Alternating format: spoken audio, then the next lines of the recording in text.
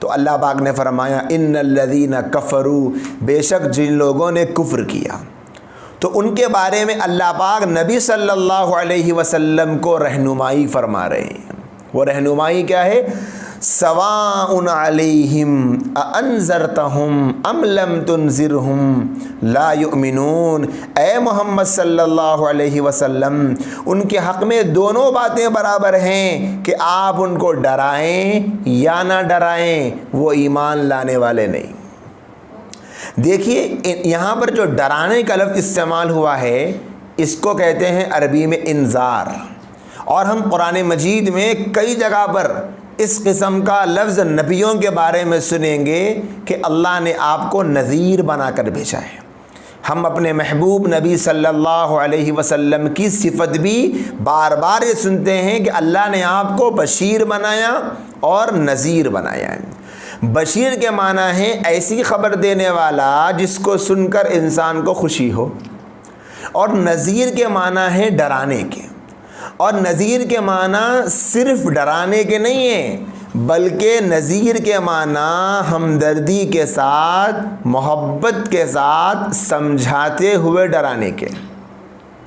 اسی لیے جو لوگ دنیا میں کسی کو ڈراتے ہیں ان کے ڈرانے کو نذیر نہیں کہیں گے، ان ڈرانے والوں کو نذیر نہیں کہا جائے گا، کیونکہ ایسا ڈرانا جس میں ہمدردی نہ ہو، جس میں محبت نہ ہو، پیار نہ ہو، اس کو نذیر نہیں کہتے۔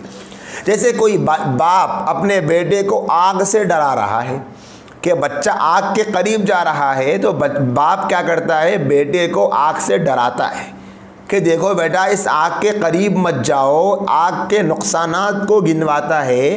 تو یہاں پر باپ کے اندر ڈراتے وقت میں شفقت پائی جاتی ہے، وہ اپنے بیٹے کو شفقت سے ڈراتا ہے، پیار سے ڈراتا ہے، محبت سے ڈراتا ہے۔ اس ڈرانے میں ایک اہم پہلو جو ہوتا ہے وہ یہ ہے کہ میرا بیٹا کسی طرح میری بات سمجھ جائے۔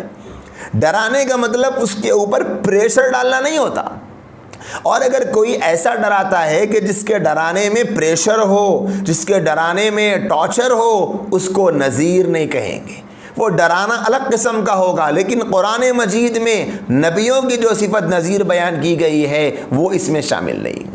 اسی وجہ سے داعی کے بارے میں علماء نے لکھا ہے، داعی جو ہوتا ہے اللہ کے دین کی دعوت دینے والا، وہ اپنے اللہ کے احکام سنا کر ڈراتا بھی ہے تو شفقت کے ساتھ، محبت کے ساتھ، پیار کے ساتھ۔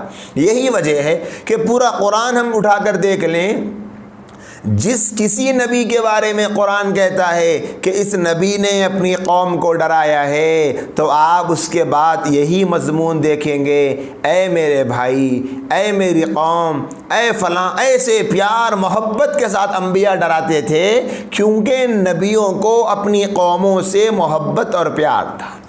وہ اس لیے ڈراتے تھے کہ کسی طرح میری قوم جہنم سے بچ کر جنت میں جانے والی بن جائے۔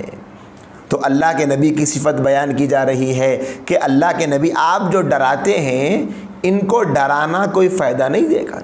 ان کافروں کا حال یہ ہے کہ ان کو ڈرانا کوئی فائدہ نہیں دے گا، یہ ایمان لانے والے نہیں ہیں، ایمان نہیں لائیں گے۔